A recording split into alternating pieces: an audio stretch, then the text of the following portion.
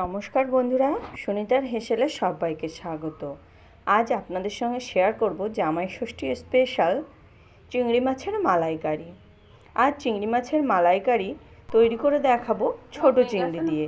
দেখুন, এখানে আমি মিডিয়াম সাইজের চিংড়ি নিয়েছি। চিংড়িটাকে কিন্তু পরিষ্কার করে ধুয়ে নিয়েছি। এখানে চিংড়ি মাছের গায়ে কিন্তু আমি হালকা করে একটু খোসা রেখে দিয়েছি, পুরো খোসাটা কিন্তু তুলে নেইনি। এবার এই চিংড়ি মাছের গায়ে আমি লবণ আর হলুদ কিন্তু খুব ভালো করে মাখিয়ে নেব। দেখুন, হলুদ দিয়ে দিয়েছি লবণ। সংকট খুব ভালো করে একটা চামচের সাহায্যে কিন্তু মাখিয়ে নেব। দেখুন, খুব ভালো করে কিন্তু লবণ হলুদটা মাখিয়ে নিয়েছি। এবার আমি রান্নাটা শুরু করব। তার জন্য কড়াইতে দিয়ে দিয়েছি পরিমাণ মতো সর্ষের তেল। এখানে আমি 4 টেবিল চামচ পরিমাণে সর্ষের তেল ব্যবহার করেছি। এবার তেলটা খুব ভালো করে গরম হয়ে গেলে ওর মধ্যে দিয়ে দেব লবণ হলুদ মাখিয়ে রাখা চিংড়ি মাছগুলো। দেখুন, চিংড়ি মাছগুলোকে দিয়ে দিয়েছি। চিংড়ি মাছগুলো এবার আমি মিনিট 2 সময় ধরে একটু ভেজে নেব। খুব বেশি কিন্তু ভাজবো না। চিংড়ি মাছ খুব বেশি ভাজলে শক্ত হয়ে যায়, খেতে ভালো লাগে না।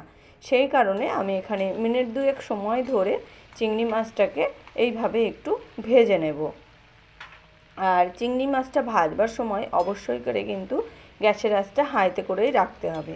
দেখুন, এখানে চিংড়ি মাছগুলো কিন্তু ভালো করেই ভাজা হয়ে গেছে। এবার তুলে নেব।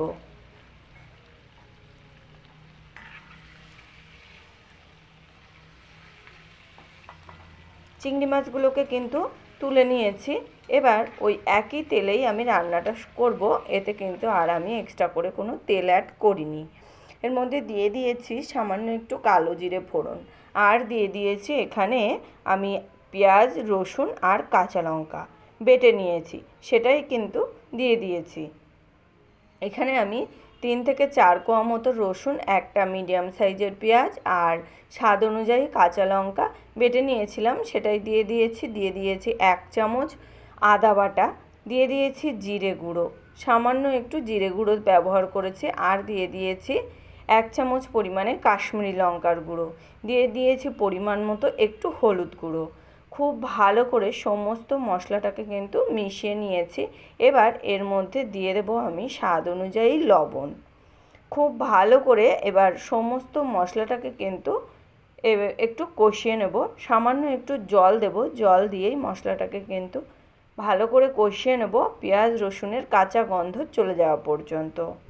দেখুন, খুব ভালো করে কিন্তু মিশিয়ে নিয়েছি জল দিয়ে। এবার এইভাবেই আমি লো টু মিডিয়াম আঁচে মশলাটাকে খুব ভালো করে কষিয়ে নিয়েছি। মশলা থেকে কিন্তু খুব সুন্দর তেলটা ছেড়ে এসেছে। এবার এর মধ্যে দিয়ে দেব আমি ফ্রেশ নারকেলের দুধ। এখানে আমি হাফ মালা নারকেল কুড়িয়ে দুধটা বের করে নিয়েছি, সেই নারকেলের দুধ এখানে আমি দিয়ে দিয়েছি। একটু গরম জল নারকেলের মধ্যে দিয়েই আমি কিন্তু নারকেলের দুধটাকে বের করে নিয়েছি। গরম জল দিয়ে নারকেলের দুধটা বের করলে দুধটা কিন্তু খুব ভালোভাবেই তাড়াতাড়ি বেরিয়ে যায়। এখানে দেখুন, দুধটা দেওয়ার পরে ভালো করে একটু মিশিয়ে নিয়েছি মশলার সঙ্গে। মিশিয়ে নিয়ে এখানে আমি খুব ভালো করে ঝোলটাকে কিন্তু এবার ফুটিয়ে নেব। আর আমি কিন্তু কোনো রকম জল ব্যবহার আর করিনি। যখন নারকেলের দুধটা ব্যবহার করেছিলাম তখনই কিন্তু আমি হাফ বাটি পরিমাণে জল ব্যবহার করেছিলাম। খুব ভালো করে ঝোলটা যখন ফুটে উঠবে তখনই আমি এর মধ্যে ভেজে রাখা চিংড়ি মাছগুলোকে দিয়ে দেব। এবার আমি গ্যাসের আঁচটা একদম লোতে করে দিয়ে ঢাকা দিয়ে রান্না করে নেব প্রায় 15 মিনিট। এখানে আমি ফিরে আসছি 15 মিনিট পর। আর অবশ্যই করে কিন্তু গ্যাসের আঁচটা লোতে রেখেই রান্নাটা করতে হবে। আর চিংড়ি মাছটা কিন্তু খুব ভালোভাবেই সেদ্ধ হয়ে গেছে, ঝোলটাও কিন্তু অনেকটাই কমে এসেছে। এবার এর মধ্যে দিয়ে দিয়েছি সামান্য একটু গরম মশলার গুঁড়ো, আর দিয়েছি হাফ চামচ বাটার। এখানে আমি বাটার ব্যবহার করেছি, আপনারা চাইলে কিন্তু ঘিও ব্যবহার করতে পারেন। খুব ভালো করে মিশিয়ে নেব। মিশিয়ে নিয়ে আরও মিনিট খানেক সময় ধরে ফুটিয়ে নিলেই কিন্তু তৈরি হয়ে যাবে আমাদের চিংড়ি মাছের মালাইকারি। খুব সহজেই কিন্তু তৈরি করে নেওয়া যায় এই জামাই ষষ্ঠীর স্পেশাল চিংড়ি মাছের মালাইকারি। বানানো কিন্তু খুবই সহজ, আর এটা কিন্তু গরম গরম ভাতের সঙ্গে খেতে অসাধারণ লাগে। দেখুন তৈরি হয়ে গেছে কিন্তু। এবার আমি গ্যাসের আঁচটা অফ করে দিয়ে আমি এখানে সার্ভ করব। এখানে আমি কয়েকটা কাঁচা লঙ্কা কিন্তু ভেঙে দিয়েছিলাম। এবার আমি একটা বাটিতে সার্ভ করছি। তাহলে বন্ধুরা, আমার এই ছোট চিংড়ি মাছের মালাইকারি আপনাদের কেমন লাগলো অবশ্যই কিন্তু কমেন্ট করে জানাবেন। যদি ভালো লেগে থাকে তাহলে একটা লাইক করবেন, আর সাবস্ক্রাইব করে পাশে থাকার অনুরোধ রইল। আজকের মতো এই পর্যন্তই। আবার হাজির হয়ে যাব অন্য কোনো নতুন রেসিপি নিয়ে।